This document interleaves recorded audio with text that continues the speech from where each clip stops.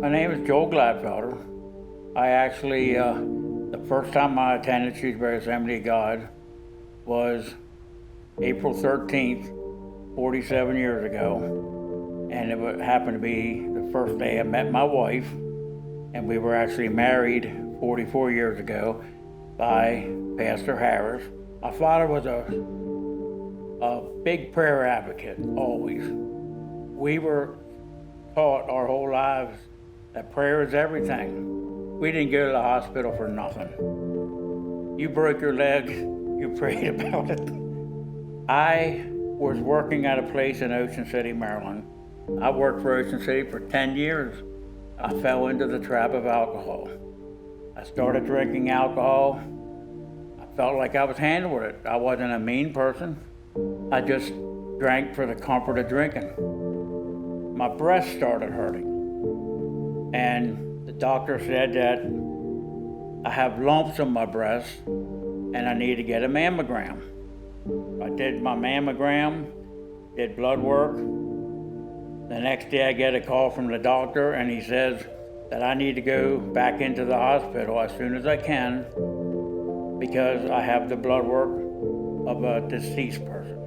He said, and you better call a transplant doctor because you need a liver transplant. I'll never forget where I was sitting. I could take it to the parking spot. That is when I prayed for God to take the alcohol from me. And that is when he did it. That is when I stopped. The next day I went to the hospital. The doctor came in, he said, I got bad news. He says, you got 3 to 6 weeks to live. And I said, but what if I quit drinking? Because I did last night. He said, well, you still won't make it till Christmas. And I said, well, we'll pray about this, but thank God it's not your decision. It's God's decision. It's not their decision. I started bleeding really bad, and I got so weak I couldn't even go down steps. So my son carried me down the steps, took me to the hospital. They gave me 4 units of blood, and the doctor came in and said, I'm going to leave you and your wife alone to talk because you're not going to make it till morning. That was the night that the peace that passes all understanding came on me. And I've never, ever felt more peaceful in my entire life. The doctor says, your kidneys shut down, your liver shut down. We're just waiting for your heart to stop. I looked at my wife and said, it's okay. If God wants me, I'm ready. I went from 260 pounds down to 180 pounds and extremely weak. I couldn't walk 10 foot without someone helping me. I called John Hopkins and I said, where am I on the list? And they told me number 14. And I said, I don't think I'm gonna last much longer. I said to my wife, let's go down. I want to see the ocean for one last time. We got there and my wife said, you want to go out and see the ocean? And I said, no. I said, just get me into my recliner.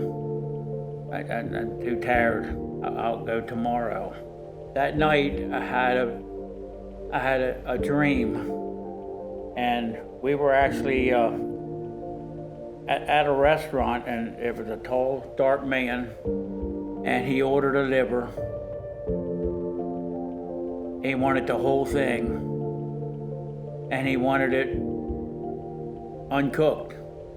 And I looked at him and I said, I could use some of that. And he held his hands out on a platter and gave me the whole thing and said, here. And I woke up that morning and I told my wife that somebody handed me a liver last night. It wasn't no 15 minutes after that. My phone rang. John Hopkins. They said, we have a liver. You're the perfect match. We need you here as fast as you can get here. Went to the hospital. They got me all ready. And 28 minutes later, they come in and they said, it's a go. I was put to sleep and I woke up.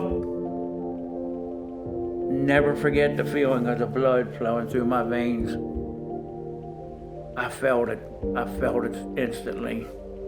My wife was the first person I seen.